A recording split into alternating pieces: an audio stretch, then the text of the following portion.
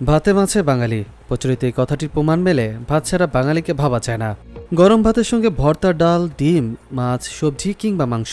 তবে প্রতিদিন রান্না করার সময় অনেকেই সঠিক মাপ বোঝেন না। খাওয়ার পরে স্বাভাবিকভাবেই কিছু অবশিষ্ট থাকে, আর সেই ভাত পুনরায় গরম করে খাওয়া হয় অনেক বাড়িতে। এটি খাবার এবং সময় নষ্ট এড়ানোর সবচাইতে সহজ উপায় বলে মনে করা হয়। কিন্তু এই অভ্যাস স্বাস্থ্যের জন্য ভালো তো নয়ই, বরং ক্ষতিকর। ভাতে থাকা বেসিলাস নামক ব্যাকটেরিয়া ঘরের তাপমাত্রায় রান্না করে বেশিক্ষণ রেখে দিলে খুব দ্রুত সংখ্যা বৃদ্ধি করতে পারে।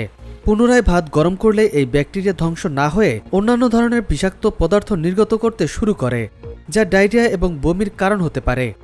শুধু তাই নয়, ভাত খুব বেশিক্ষণ ফ্রিজে রাখলে এটি ছত্রাকের বিষাক্ততা তৈরি করতে পারে, কারণ ছত্রাক আর্দ্র পরিবেশে বংশবৃদ্ধি করে।